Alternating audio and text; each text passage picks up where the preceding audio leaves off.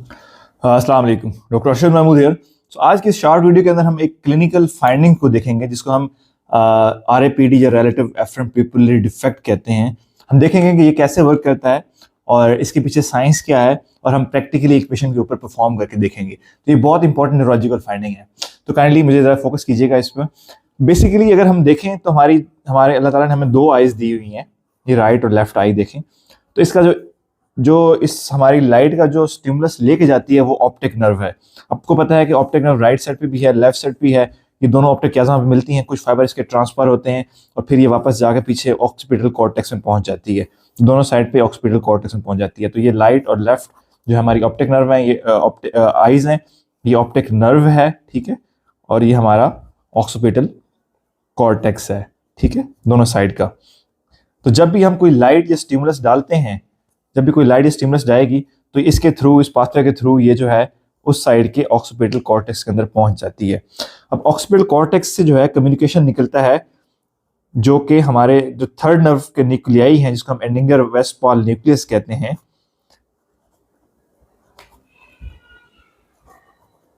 जो third nerve का nuclei है, उसको कम्युनिकेट करता है। ये अपनी साइड के न्यूक्लियस को भी कम्युनिकेट करता है और दूसरी साइड के न्यूक्लियस को भी कम्युनिकेट करता है। सिमिलरली उस साइड के ऑक्सीपिटल कॉर्टेक्स की कम्युनिकेशन अपने साइड के एडिंगर वेस्टफॉल न्यूक्लियस के साथ भी है और दूसरी साइड के भी साथ है। डेफिनेटली एडिंगर वेस्टफॉल न्यूक्लियस से थर्ड नर्व निकलती है, जो कि अपोजिट साइड के ऑप्टिक जो है आपकी जो सीलरी मसल है आई की, उसको सप्लाई करती है। और जो अब हम इस पाथवे को बना लेते हैं कि जब भी कोई लाइट डलेगी तो लाइट ऑप्टिक नर्व के थ्रू आएगी, ऑप्टिक कियाज़मा के थ्रू आएगी और ऑक्सीपिटल कॉर्टेक्स पे जाएगी। आपको विजन परसीव होगा। साथ ही ऑक्सीपिटल कॉर्टेक्स से दोनों एडिंगर वेस्टफॉल न्यूक्लियाई स्टिमुलस होते हैं, राइट और लेफ्ट दोनों स्टिमुलस होते हैं। तो आपको दोनों साइड के सीलरी मसल कंट्रैक्ट होंगे और दोनों साइड के ऊपर आपको लाइट रिफ्लेक्स मिलेगा।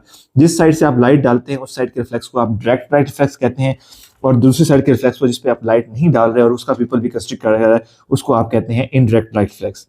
अब सपोज एक पेशेंट है जिसके अंदर रेटिना की कोई पैथोलॉजी है या फिर ऑप्टिक नर्व की पैथोलॉजी है, ठीक है, ऑप्टिक नर्व उसकी डैमेज है, किसी वजह से भी हो सकती है, ऑप्टिक न्यूराइटिस की वजह से भी हो सकती है, सर्कोइडेसिस की वजह से हो सकती है, एसएलई की वजह से हो सकती है, कोई इन्फार्क्ट हो गया उसकी वजह से हो सकती है। तो डिफरेंट कंडीशन में जब ये ऑप्टिक नर्व डैमेज होगी, सपोज इस साइड की ऑप्टिक नर्व डैमेज हो गई है, तो जब हम लाइट डालेंगे तो उस साइड का जो उस साइड का ना तो डायरेक्ट लाइट रिफ्लेक्स आएगा, ना उसका कंसेंशुअल यानी अपोजिट साइड का राइट रिफ्लेक्स आएगा, क्योंकि वो साइड पे लाइट परसीव ही नहीं कर रहा बॉडी, ठीक है। तो उस साइड की दोनों रिफ्लेक्स अपसेट होंगे।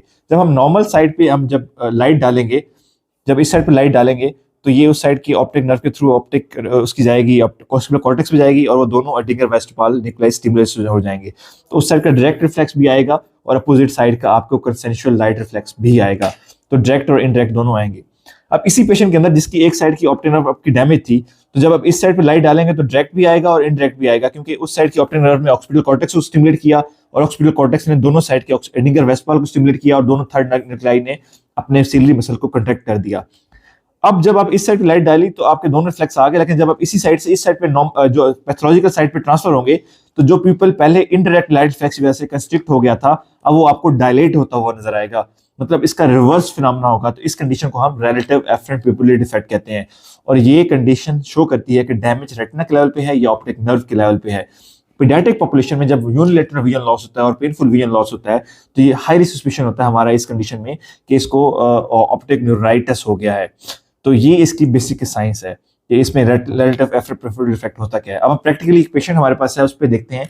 उसकी पेशेंट हमारे पास प्रेजेंट किया है यूनिलैटरल विजन लॉस के साथ, और उसकी जो है हमारे पास जो है वो उसकी जो है यूनिलैटरल विजन लॉस है और इसकी जो है लेफ्ट साइड की विजन हमारी काम नहीं कर रही। तो हम उसमें देखते हैं कि हमारे पास उसकी फाइंडिंग क्या है।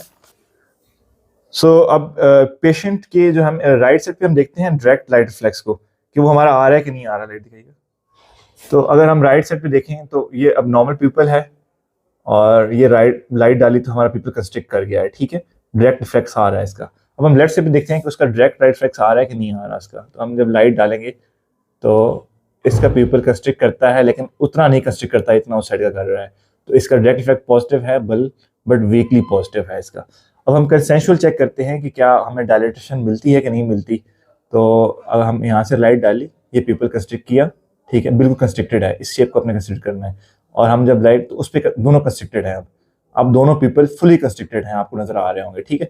अब हम इसको सोलली हम लेफ्ट साइड पे लेके जाते हैं, तो अब पीपल की शेप देखें आपको और पहले वाली की देखें, तो अब पीपल आपको ये उससे कंपैरेटिवली डायलेट नजर आ रहा है।